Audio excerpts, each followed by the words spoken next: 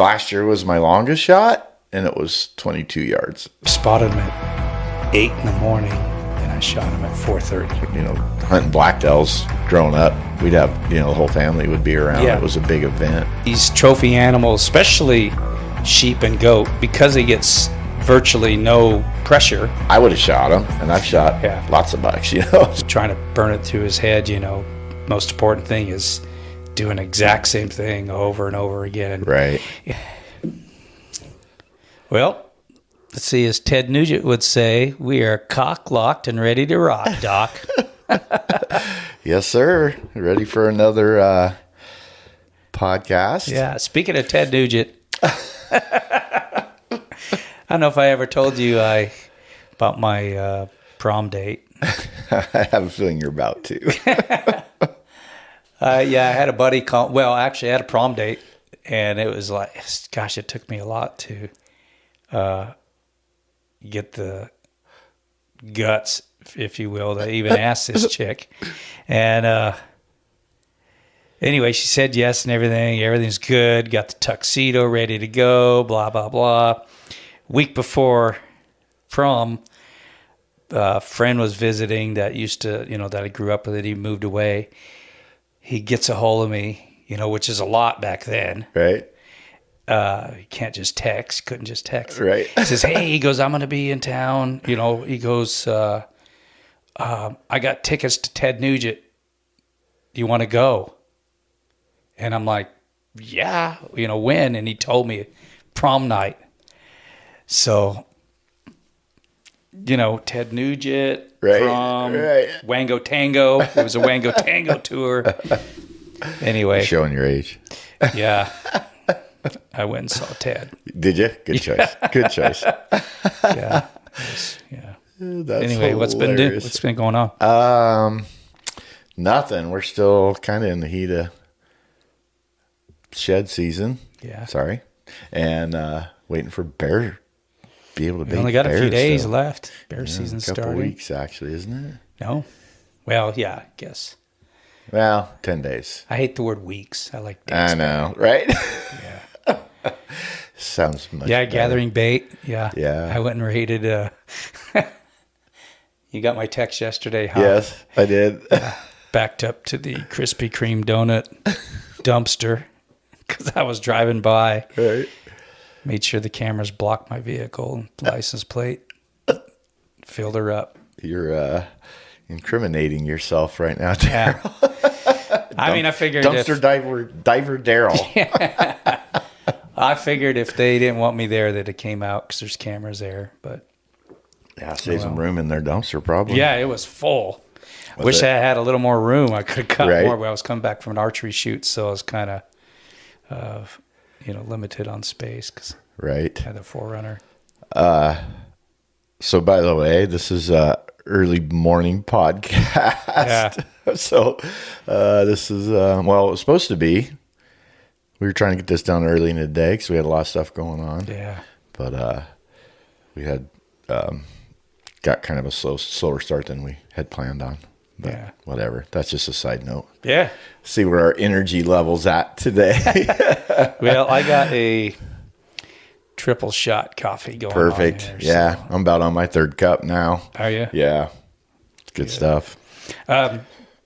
So yeah, I've been gathering bait. I know you're ready to get your popcorn popper out. So Yeah. am I. I am. I'm excited. In fact, I'm getting it down today and starting to go to town on popcorn for the season. I Shooting. kind of use a lot of that for baiting bears.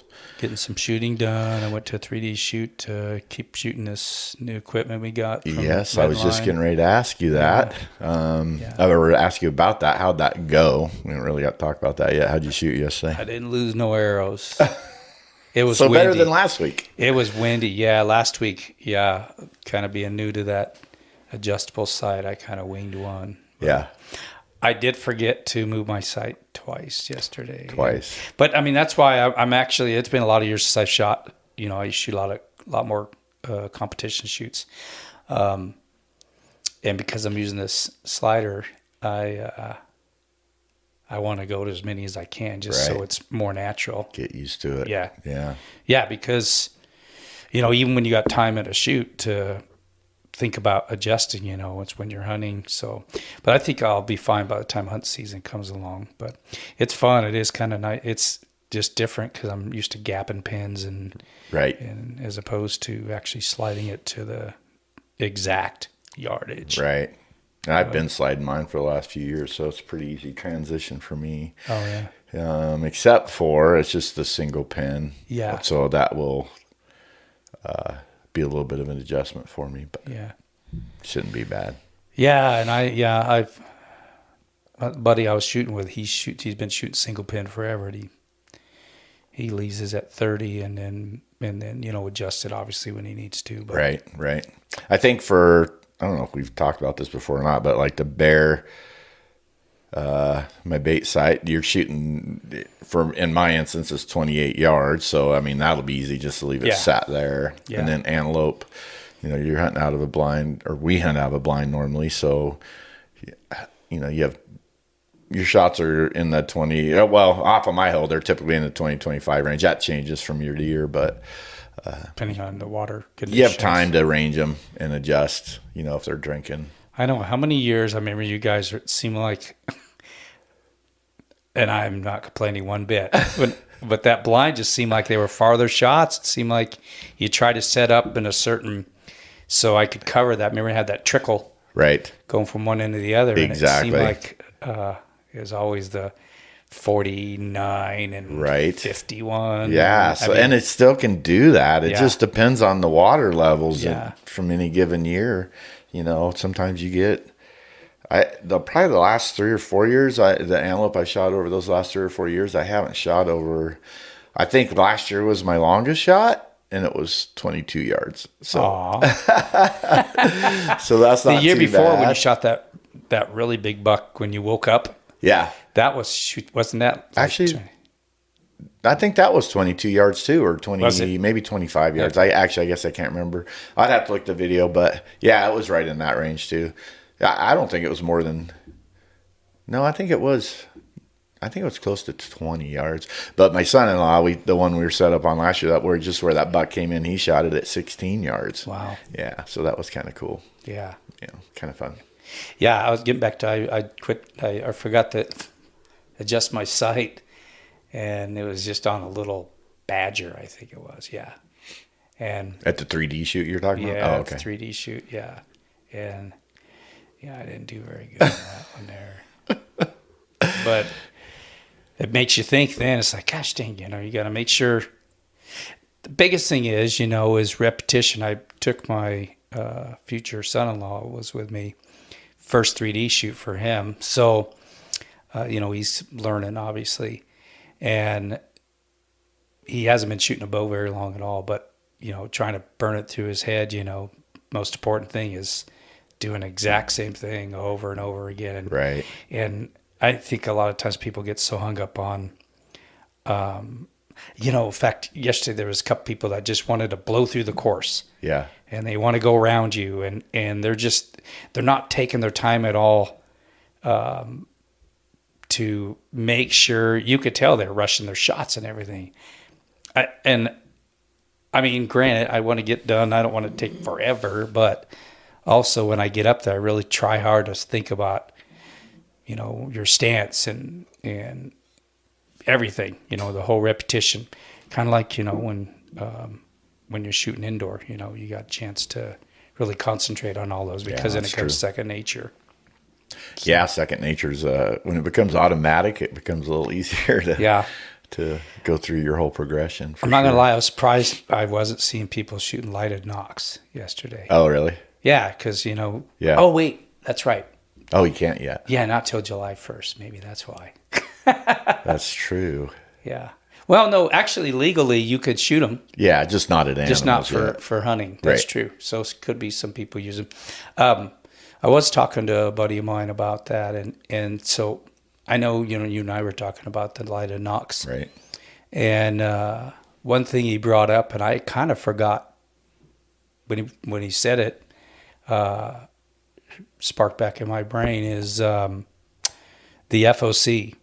Making sure that's the only challenge it could be that people need to make sure that they're FOC. So people that don't know what FOC is. Oh, front to center, the weight. You know, Gotcha. making sure that the front of the arrow and the back of the arrow is it's weighted in the right to mount, and you know it's going to take a little more work than just throwing a lighted knock on. That's true. You know? Yeah, because they weigh more than a normal yeah, knock. and it could change your spine, you Right. know, and so something for just people something to think about. Yeah, for sure. Because I hadn't thought about that. It's a good point. yeah, I don't know. You probably don't know either the weight difference between that and a normal knock.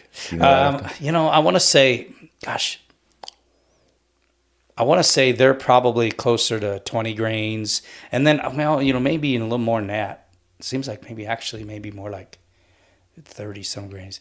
I guess you better not quote me on right? This, but I kind of decided when I started thinking about the FOC, I don't really want to change. Yeah, You that's know, something change to a whole think lot of about, things isn't about- it? yeah. Dang it. Yeah.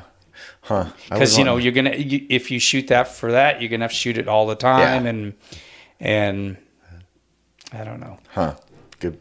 Good points. I hadn't thought about that. Yeah, So yeah. I guess we'll see. maybe somebody will comment on that knows a little more than we do. and Yeah, help us out.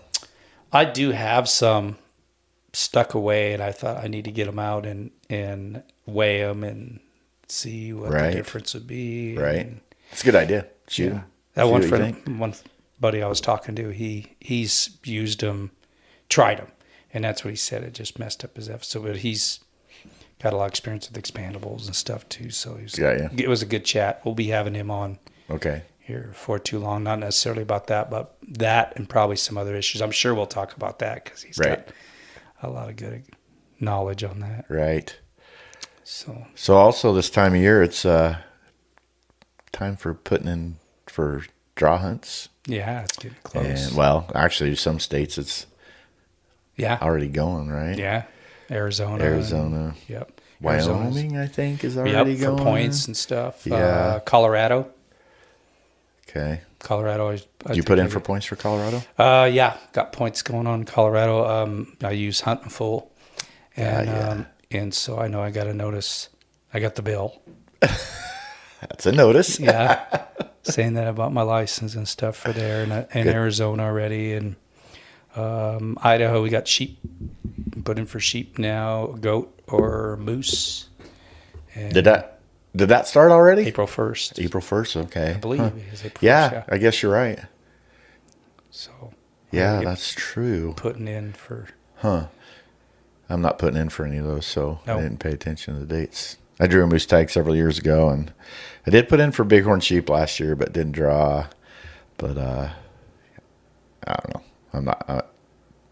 I would love to. I just feel like the odds are so low to draw. Just in Idaho. So in Idaho, you can't put in for any other draws if you put in for like the trophy species like moose, bighorn sheep, mountain goat. Yeah. and you can't put in for all three.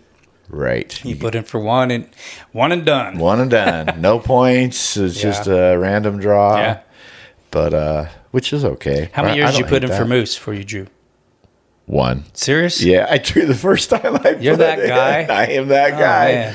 Yeah, so it spoils you though. You think, oh, this is easy.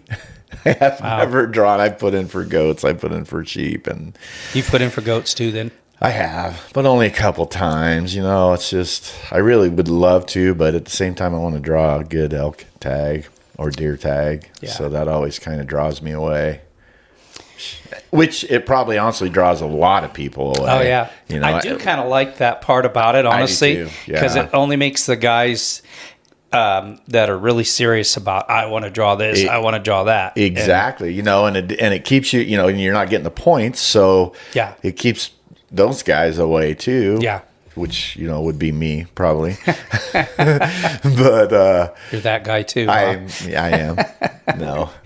But yeah, so I think that's cool. That if they're not going to give out points, that's a great way to do it, in my opinion. Because I'd rather keep it like this for now. me too. I don't want points. Yeah. I mean, that's been discussed lots of times Yeah. on lots of podcasts and that kind of thing. But yeah, I like the way it's set up here in Idaho. I'm gonna put in for sheep now that my knee's to the point. I Feeling think better. I can get because held off for a few years, Right. couple years at Right. least. But Well, hopefully you'll draw. I'll come film. it That'd be took me, great. took me 8 years to draw a goat. Watched that one goat for 7 years. Yeah. That's right, huh? Yeah. And you shot that with your bow, too. Yeah. Yeah. First day. That's super cool. Yeah. So, yeah, hopefully we'll see how the sheep thing goes. But Yeah. How'd the goat, like, I want to hear that story, actually. yeah, I actually spotted it elk hunting. Spotted him elk hunting. No, said, I think I put in, let's see, was it, maybe I put in 9 years. I think I put in 2 years in other units. And then after I found that goat, and I was just elk hunting, looked up and, oh, there's a goat. And then didn't think that much of it. And I thought the next year, I thought, maybe I'll start putting in this area. Saw what the tags, there was 2 tags was all. And so I thought, I'll put in for there. So I put in. Next year, went back elk hunting. And I did shoot my bull, I remember the first day that year. But I glanced up there with a tripod. Goats laying in the same spot. Really? Yeah. And then, long story short, I kept putting in, for, like I said, several years. And the kind of funny thing was, or not really that funny, because I've looked down to where I wanted to camp. I knew where I wanted to camp and everything when I drew. And there was always water down there. So I finally drew it. My nephew goes with me. He's going to go film. And I get down to where the camp was. We came over the hill. I had my llamas. We took my llamas. And there's no water down there that year. It's dry. Never, ever seen it dry before until that year. And we had our bladders full of water. That was it. But we were planning on staying for days. And in fact, I went up scouting, I think, one time and never saw a goat. And then I was actually helping with a hunt of a lifetime, an elk hunt. And a friend of mine who was hunting close to there called me up and said, hey, I found your goat, same spot, blah, blah, blah. So I knew the goat was around. So I told my nephew, and we loaded up and went in there. And like I says, we got in there, no water at all. I'm thinking, what are we going to do now? I knew there was water over the hill, but it was going to be 2 miles or so to go get water, which would have been fine. And it was an old sheep herder's camp. And there was like a little table there and an old stove, part of a stove, and a 2-gallon, I think it was about a 2-gallon jug of oil, like cooking oil, that had been cleaned out. And it had water in it. Okay. Granted, it was a little green. But I said, well, let's just pump that water into I had a 2-gallon little container, a collapsible one. Right. That I would fill up, for camp. Okay. So I pumped that one out, and then because of the size, and it just would fit better in the pack. So you pumped it out, like filtered it? Filtered it out of that Okay, yellow gotcha. container into mine, and then we were going to take that yellow container and go fill it up over in the spring. And then that's when we were actually really going to start hunting then, because looking up, I couldn't see any goats anywhere. Mm-hmm. But we got to the saddle to crest over to go down in the next canyon where that spring was. So we're a mile from camp and look back over. There's the goat. It was about a 3-mile just bowl that we had to go. We jumped on the other side of it, went all the way around, and I think spotted him at 8 in the morning, and I shot him at 4:30. Oh, nice. So never had to go get water. Right. I end up, cleaning out that. We end up emptying most of our water to. When we left, we had just enough water to get back down to the truck, because I wanted to fill that back up so the next guy. Right. Good idea. I'm assuming cached it there for a rainy day. Probably so. Yeah. Interesting. So. But yeah, it was pretty cool. It was kind of quick, the first day and everything, but pretty rewarding to get it with my bow. One thing I told myself, many people have says, "Oh, you can take a gun too." It's like, nope, right, not even gonna take a gun because I know me. I know it'd just be too easy to. Right, I think most people that would probably make that decision. Yeah, to shoot it with a gun. Yeah, right. So they're not even gonna take. I it would to also truck. be that guy. You would have probably. I don't know. Yeah. I can't tell you how many people have actually ran into that said they were going to shoot it with their bow. And then not that I'm anything great by no means at all, but I know me. I know, even though, I'm certainly favor archery hunting. Right. It'd be hard not to, once in a lifetime, exactly. They're going to get away. And feel like you got to get it done. Yeah. But I know you and I've talked about it. I don't know if we've talked about it on the podcast yet, but, that most of the time these trophy animals, especially sheep and goat, because they get virtually no pressure, in a lot of situations, they're not like super, super skittish. They're not as skittish as people think they are. Okay. I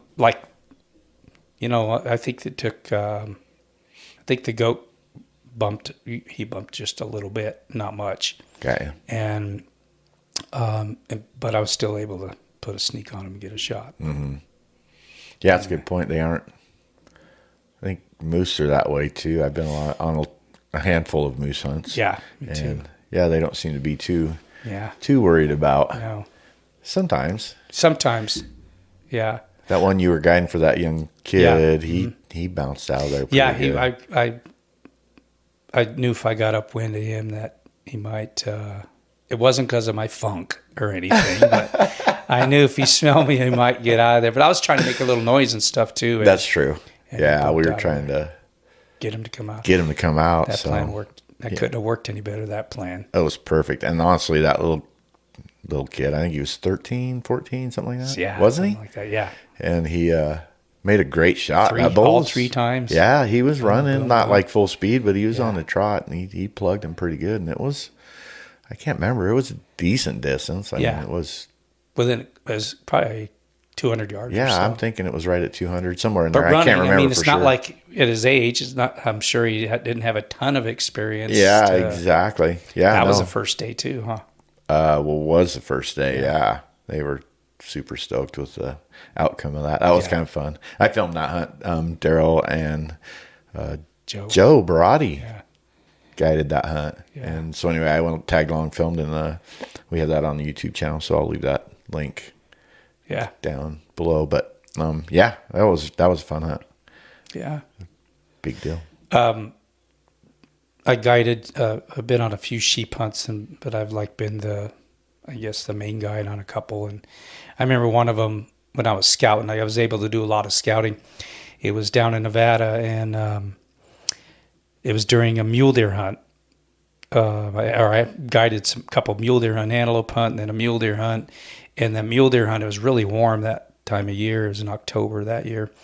I would hunt in the morning and then would go kind of scout a little bit and this client I told him, I had a sheep hunter coming up, and we both knew it was pretty tough to hunt during the day because it was super warm. Mm-hmm. And all it took was him to see one sheep. And it was almost like he was looking more forward to going and looking for sheep than he was even his hunt. That's funny. And he ended up coming back. That hunt went on till November, almost November, his hunt. And he initially hunted the first week. And then he actually rebooked another week, the last week. And ended up killing a really nice buck. So he didn't seem too concerned with not hunting early, Right. We'd go scout sheep all day. That's pretty cool. Yeah, that's pretty cool. fun. You have any other states that you think you might have a chance to draw this year? Let's see. Yeah, well, I got like 6 points for Iowa, and I would have drawn, but I decided to get another point. Oh, okay. Just because my buddy, he's an outfitter, and he's pretty booked up this year. Mm-hmm.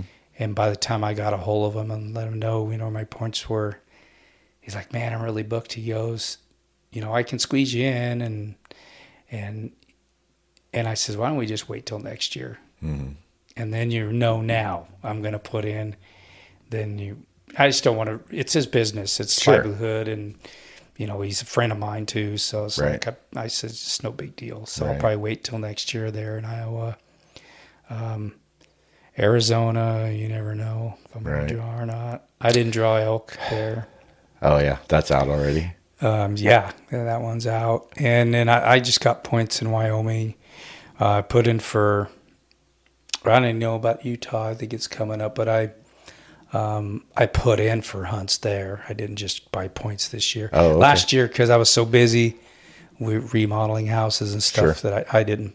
I just got points for the most part, except for I know California. I put in for Tule elk, and like that unit I put in, they have 2 tags, so it's going to be challenging Right. to draw. But one of the tags is for the points part, and Okay. then one's just a random draw. Oh. So I didn't want to miss out on the random draw because you never know. Right.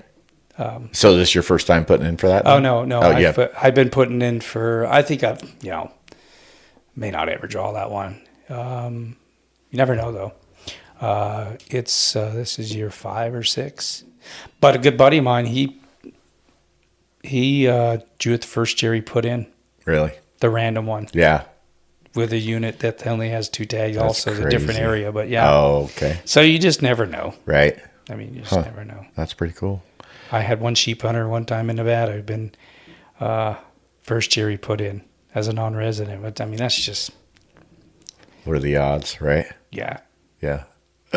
Yeah. I am still trying to draw. I didn't think it would be this hard, but an antelope tag in Nevada. Oh, I yeah. have 9 points this year. Oh. And, Do you know what it usually takes for that? well, Frank drew it with 3 points. But I think Nevada's getting harder and harder to draw. Yeah.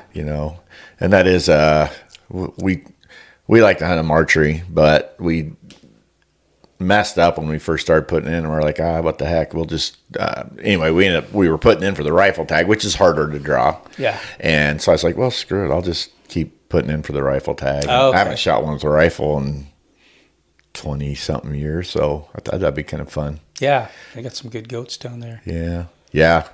I don't even know how many points I got down there too. So I've got I think 12 points for elk in Nevada. Yeah. Probably 6 or 7 for antelope and 4 or 5 for deer.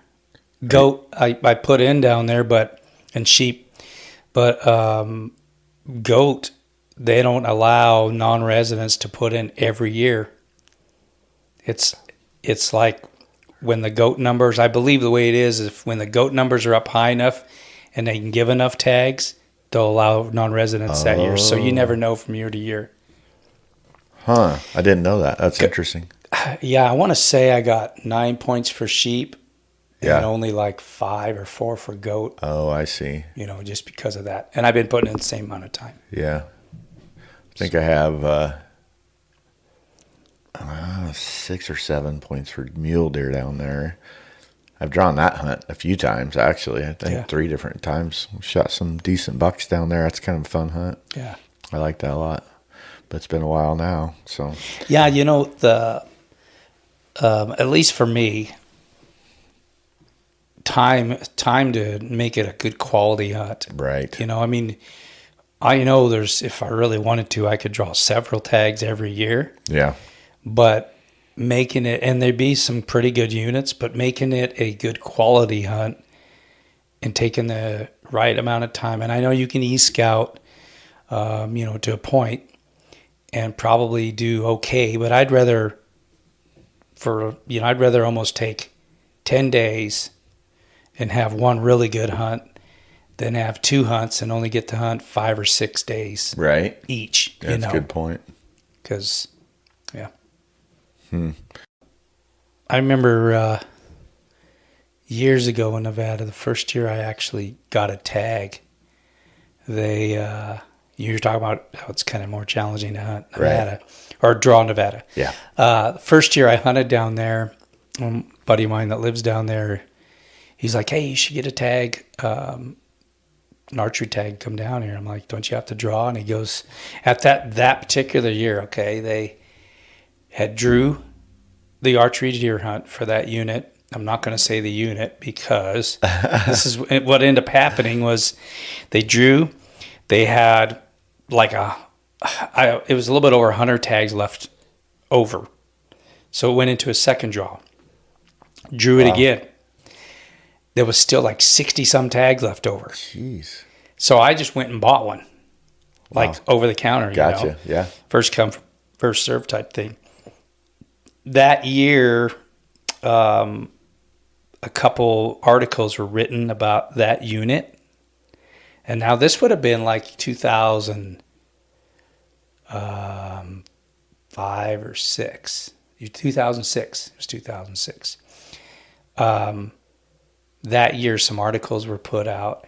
And ever since then, it never makes it past the first draw on that unit. Yeah, and probably a lot of units there. But I think you're probably right. Yeah. But yeah, that unit just got blowed up by, and this was for social media, was really big. So just in magazines. Huh. Yeah. Well, and I think all the just the hype around like all the YouTube videos and stuff that are made about hunting in different states and this, and I don't know if it matters what unit number it is or whatever. It's just more people are putting in for out of state hunts. Yeah. Because they see, that success on TV and they want to go do that, which is fine. Yeah. I mean, I guess we're in the situation, every year I feel how blessed we are to able to go hunting and everything like we do. And there's a lot of people that aren't as fortunate, enough to, in their states. Right. No, I agree. Yeah. Nevada, I don't know how I would feel about living there. It's hard. If you don't draw, you don't hunt. Yeah. And that would be horrible. I guess that's why I like be in Idaho or try to get a tag in Idaho. Right. Exactly. And now the way the Idaho, they changed where you got to be there, Johnny on the spot at whatever time it is, and get your license. Stuff is gone in a hurry, huh? Man. Yeah. I mean, I feel bad for. Yeah. I mean, can't tell you how many people I've talked to that called me up, friends that live out of state, that I was when I finally got to, I was number 7,643 in the queue. Right. Yeah. I had some family members that kind of went through that as well. This year? This year. Yeah. They get tags? One of them did. I can't remember where he told me. He wasn't coming here. He's going somewhere up north or central. I'm not sure where, but, he did get a tag, or at least I'm assuming he did, because he was really low in the queue number wise. He was low enough to where he was going to get a tag, and then I do have a friend actually that's trying to get rid of a tag that he drew it, and I called Fish and Game to find out. I just told him I'd do a little footwork for him, and he can basically sign over the tag, I guess, for lack of better words. There's a little procedure you have to go through. Oh, okay. And which is kind of cool. I mean, then you can, instead of going through, it's a little bit of a process, but he'll be able to get his money. No, I think he'll be able to get something back, but maybe it's not his money. I don't know. I can't remember for sure, but interesting. Yeah, I don't know how that works. But I know he can, turn it back. So does he give it back to the Fish and Game then, or I think he can pretty much say who he gives it to. I see. Okay, that's kind of cool. Yeah. Yeah. So interesting. But the problem is most of the time it's probably going to be one tag here, one tag there. You're probably not going to get a group tag. No, that's for sure. It seems like that's kind of gone by the wayside, do the family man. hunting thing. Oh, a lot yeah. of times. Idaho, I mean, we still can do it here. What can we get? 4 people can put in? Is that what it is? Well, yeah, you can do that. I'm sorry. Yeah, you can do group hunts, but I mean, as far as, just getting to go hunt with, a big group of people. Oh, yeah. Like, I don't know, when, hunting blacktails growing up, we'd have, the whole family would be around. Yeah. It was a big event for a lot of people. But I don't know, you don't get to see that too much Resident, anymore. I mean, I guess still mule deer. You still can, yeah. I don't think the hunting, the general tags Yeah. aren't as good at hunting, but at least you can still do it. There's still some people that pull some dang good bucks They off do. of those general tags. You're right. Which we're going I to be wish I was talking to one of one those. pretty soon. What's that? We got a guy coming on here pretty soon that's going to talk to us about some mule deer hunting. Yeah, that's going to be fun. Yeah, did quite well. Yeah. So, yeah, I haven't done last year. I had a rough over-the-counter tag season for deer. Could not find anything. Couple even the small bucks. I only saw a few.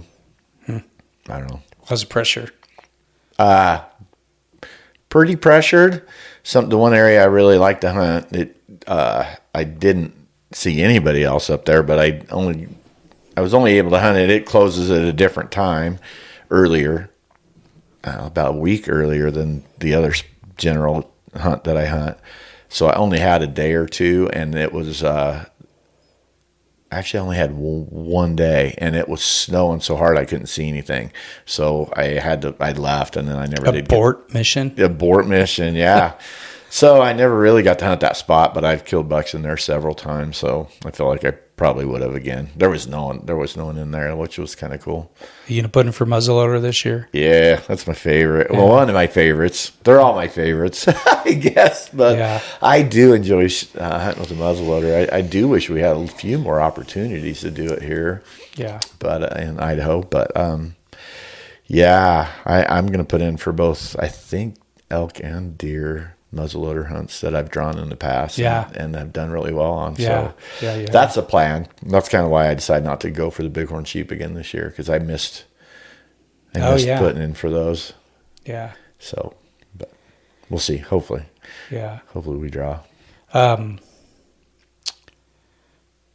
The sheep hunt that I'm going on, the sheep hunt I'm going on, because I'm going to draw a tag. There's confidence right there. Same thing with it. I want to take a gun. You are or aren't? No. Yeah. Nope. And I know that's saying a lot. Right. Because I think I could just be kicking yourself. No. People have done it before. That's the way I look at it. If someone else has done it. It's true. It's just a matter of it can be putting done. in the time and the attitude, the mental attitude of saying I'm going to do it. Going to get it. Yeah. It'd be nice if they had just like an archery only hunt for those that might be a little easier to draw. Yeah. But they don't. Now, it probably might even be a harder one to draw because it'd be people from everywhere putting in for that. That's true too. Yeah, it's a good point. But so that'll be about it for me. We'll see what happens with the draws all come out. It's always that anxious time of year right now. I know. Thank goodness for, shed hunting and turkey hunting and bear hunting in the spring. It kind of keeps your mind off of waiting to see what you draw or whatever. It makes around 4th of July. I know, it's usually around 4th of July. It seems like when you find out about the general hunts here. Yeah. I'll put in for a couple unlimited, hunts and that you'll draw. Right. But yeah. Yeah, that is another kind of cool thing is Idaho does is there are areas, they're not technically general hunts. You have to draw them, but they're unlimited. So really you put in for the tag and you're going to get it. But most of those went to first choice now. They have to be now, yeah. A lot of people, what they would do is they would put in for a tough deer hunt, let's say, and then their second choice was unlimited. Right. And was it last year was the first year they did that? It was. Yeah. Last year they made, because it was always like a backup. And so now they're making that unlimited hunt. Right. Got to be your first choice. Exactly. And honestly, I kind of think that's good. I think it's good too that I'm not I'm not sure. The downside to it, what I saw last year, at least on the antelope side, was the hardcore antelope hunters. They're not going to put in for the draws because they want to hunt antelope. Yeah. Right. So they're gonna put in for the unlimited draw instead of the limited. Yeah. And then use unlimited, as a second choice, which I think a lot of guys did. I quit doing that. I did it for a while, but just for my schedule and stuff, the time frame worked better for me anyway. Yeah. So I always put in for that. Plus, it was kind of during the rut for antelope, so better hunting. Yeah. Anyway, my point is, I think I saw more people hunting last year than I normally do, because I think everybody that really, really wants to hunt antelope, they're not putting in for those unlimited draws now. So it almost might make the unlimited or the limited draws easier to draw now. Who knows? That's true. I don't know, because not as many people are putting in for them because they want to hunt antelope. Yeah, that's true. I never thought about that. Yeah, so I think this year will tell too. It'll be interesting to see. Yeah. How the season goes this year. But I need to take a ride out for too long and check water. Yep. It's getting close to that too. Just to kind of keep it just like, I know we still got some time left and we still got some rains, I'm sure. Hopefully. Sure. Yeah, no kidding. Well, it's nice to see what holes have water in them and that kind of stuff. Yeah, you can kind of, you've been out there especially long enough that you kind of know, okay, this has this much water, it's going to be there by time antelope season exactly starts. And that one hole you've been hunting, the one that you hunt mostly, gosh, it's really changed a lot in the last few years, hasn't it? Because forever, wasn't it a pretty big pond? It was a big pond, and then it ran down. It ran down way, I don't know, 300 yards. So you really had to decide where you were going to set up on that hole. And there's a lot of times, you'd have antelope come in, and they'd be way too far out of range for you to shoot at. And you're like, dang it.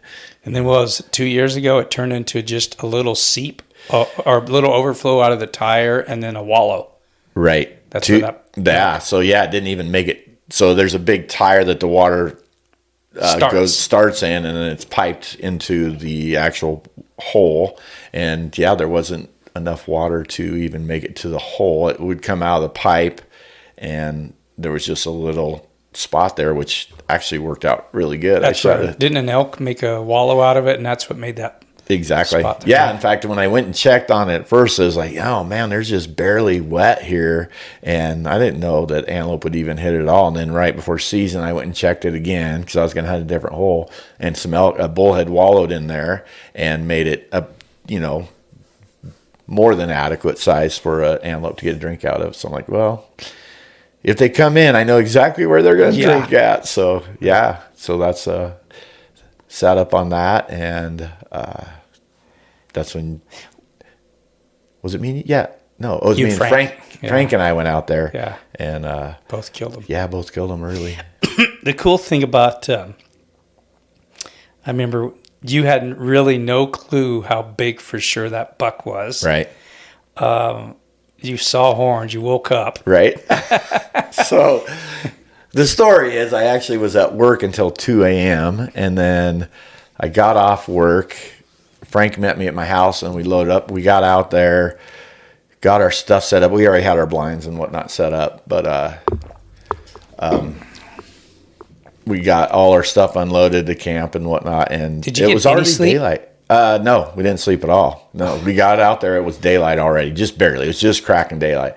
So we got our stuff done, and we got in the blind late, and I sat there for a while, and of course, the adrenaline wears off, and I fell asleep, and I wake up, and there's a doe and a fawn, and then another antelope that had its head down in the drinking, and the grass was tall enough. Size-wise, though, you could tell it was a buck. I assumed it was, but he did raise his head for just a split second, and I was like, oh yeah, no, I'm going to shoot that, but I didn't know how big he was. That was a dandy buck. Yeah. So anyway, I just shot him, and he didn't even go 2 yards. He just piled up right there, and ended up being like one of the biggest bucks I've shot. Yeah, so that was the cool part. It was like, surprise. Exactly. Yeah, I was so stoked when I saw him. So yeah, that was pretty cool. Yeah, it's a good buck. Yep. So that was fun. But yeah, it's different every year out there. It just seems like that spot for some reason is that one Really, particular hole. really changed the. Was it last year? There was just the tire just had water. Exactly. Yeah. So nothing was even coming. In fact, the water was turned off, so the tire was getting low, and you were concerned if there was even going to be enough, if antelope were even going to be right. And there was but enough. then we put a trail cam on there. Huh? We did. We put a trail camera on there, and we knew there was a pretty good buck hitting it.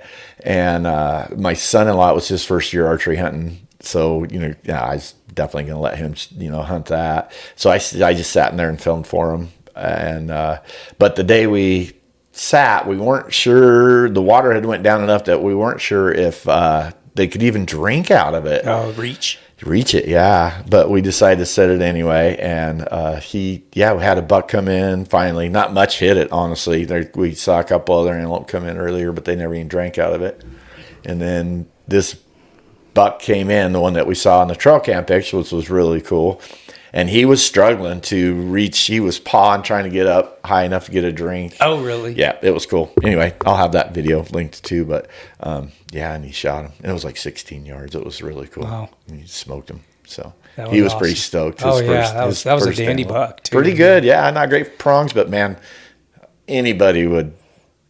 I would have shot him, and I've shot lots of bucks. Yeah. So I love antelope meat, and I really do. And that time of year, because it is in September, I don't want to take a ton of time. Right. Because I got other things to do. Right. But, it's just, you still got to. So I'm not as picky probably as. But you've shot some really good bucks. Yeah, I've been really fortunate. Yeah. I'm not complaining at all. But it's just part of it was just being fortunate, I guess, to have them come in. Because there's many times where I'm like, I'm shooting the first thing that comes in. And I was going to. One year I remember I think the first day I said, I'll hunt 2 days. And the first day I was picky and I passed up a couple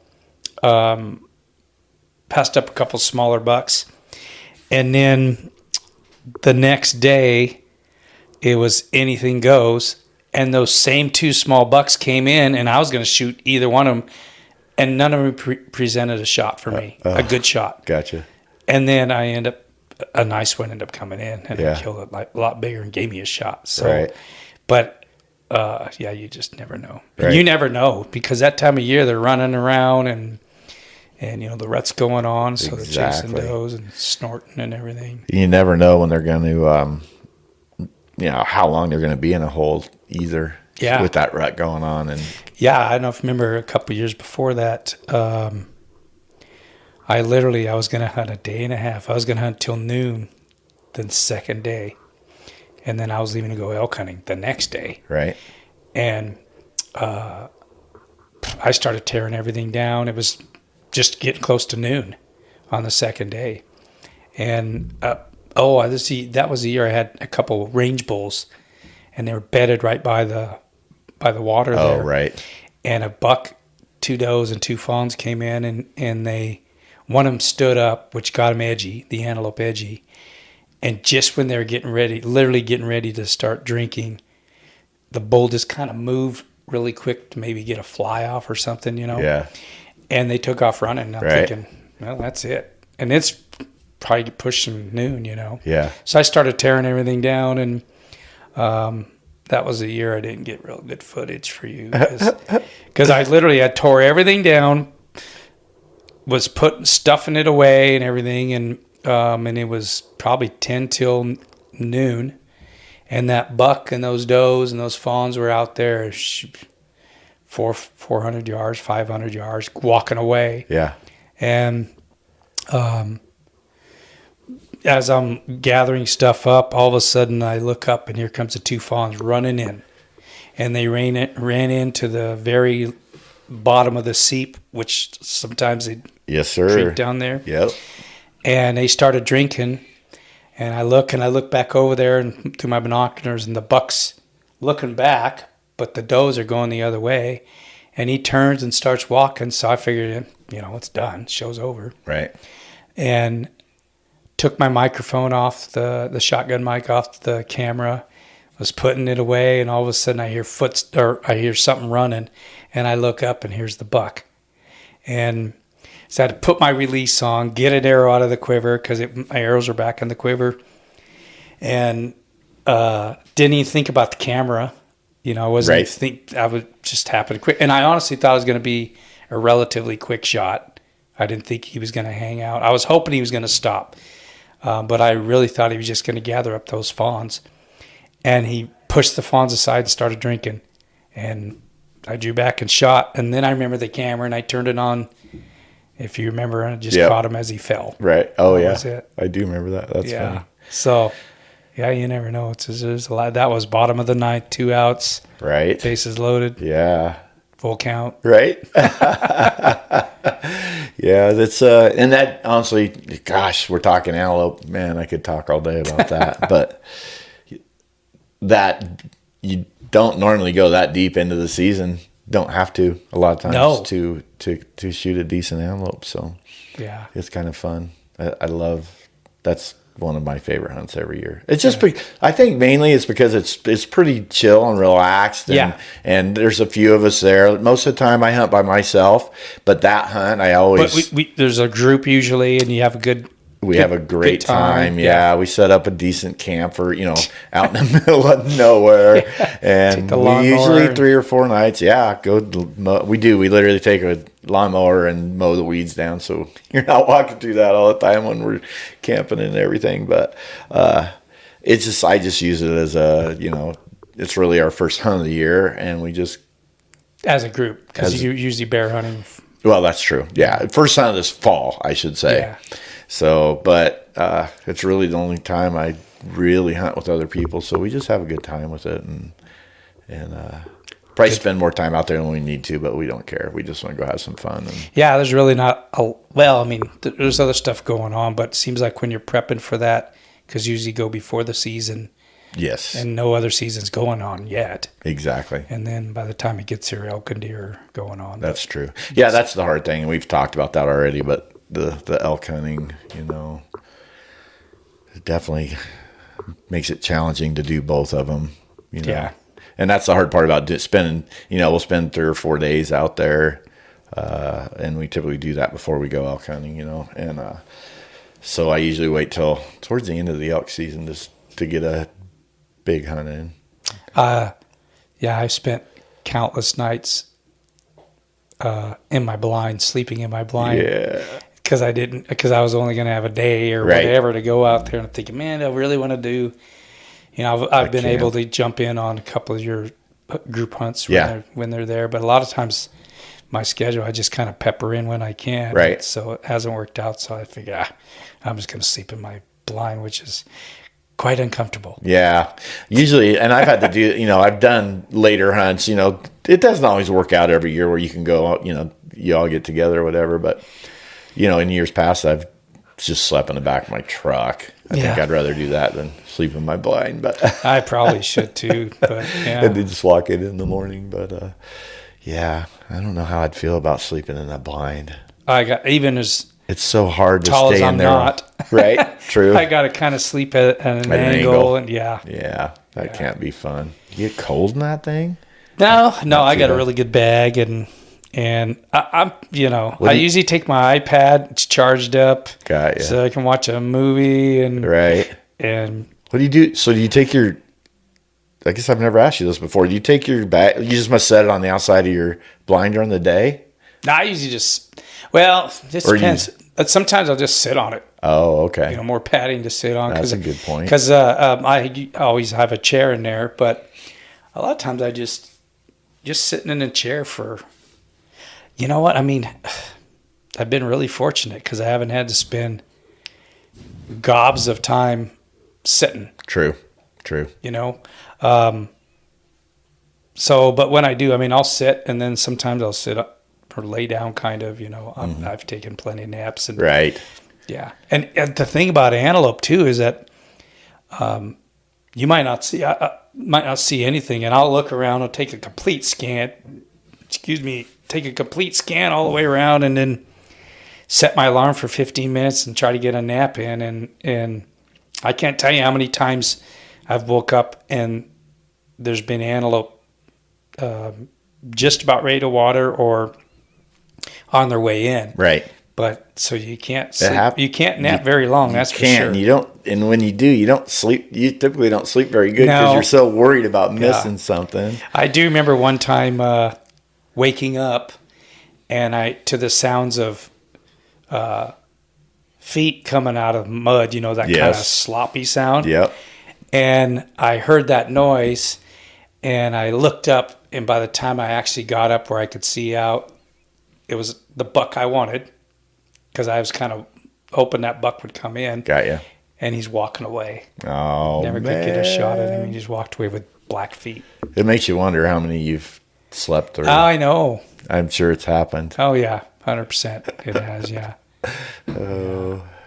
But, yeah, another fun hunt to come up to. I might try to draw. I'm going to probably put in for antelope in Nevada. Like I said, a lot of times I'll just get the points. Yeah. Yeah. That's what I've been doing in Wyoming for all the species. I've just been buying points. Aren't you going to try to put in that this I'm not. year? I think I'm going to wait another year. Oh. I just, time-wise, I don't know if I can make it all make sense. I keep thinking I'm going to draw that Nevada one. So between Idaho and Nevada, I just don't know if I could. I would love to hunt all 3 states for antelope in the same year, but I just don't think I can make it happen. So it's just I think the timing Dang would jobs, not work. huh? I know, right? Dumb. Jobs are dumb. Only in the fall. Yeah, especially in the fall. Yeah. But anyway, yeah. So I think I'm just gonna get points until I end up drawing Nevada, and then I'll start putting in. I should be able to draw Wyoming pretty easily at that point. You got enough points racked up, huh? Well, I don't think I do yet. Maybe for the special draw, but I think I've only got 3 or 4 points in Wyoming. I guess it depends on where you want to hunt. Oh. I'm not super familiar with Wyoming, as the draw system and stuff and the units. Your son lives there, so he's been helping you with the points. Yeah. So. But he's only been there a few years, so he doesn't, he hasn't been super helpful yet. But he at least knows where to go when I finally draw. He's shot a couple antelope there already and a nice bull elk, and yeah. He hasn't had any luck drawing a mule deer tag yet, so he hasn't got to do that. But I tell you, if it wasn't for like hunting full, for me at least, I'd have a wreck. I've had a wreck in the past, and I've lost points. In another state. I remember I lost. I can't remember how many. It was several points. Yeah, I'm thinking like 6 or 7 points in Wyoming for moose. Oh wow. And I lost all my, but one of them was moose, but I lost all my points because I forgot to I missed deadlines. Right. Same thing in Arizona. I missed deadlines.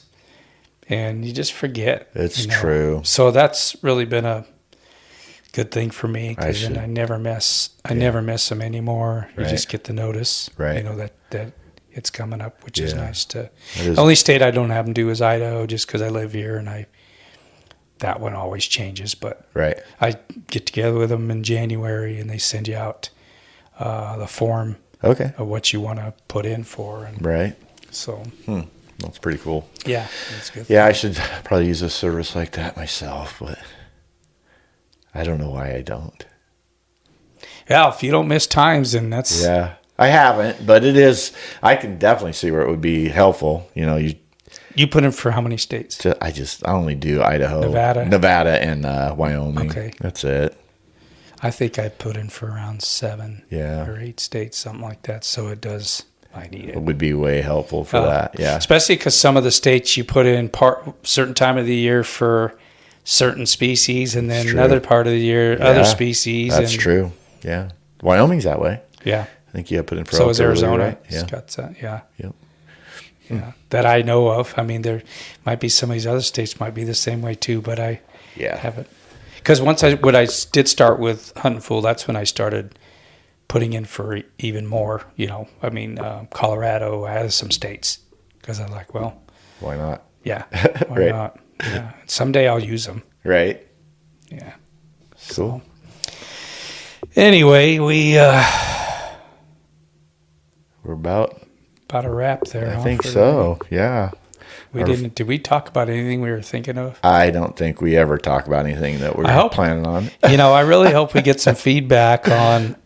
Hope we're not putting people to sleep. Right. I mean, I enjoy our talks and stuff. I do too. I think next episode we are going to talk about gear, because we did actually say let's talk about gear. We did, didn't we? I forgot about that.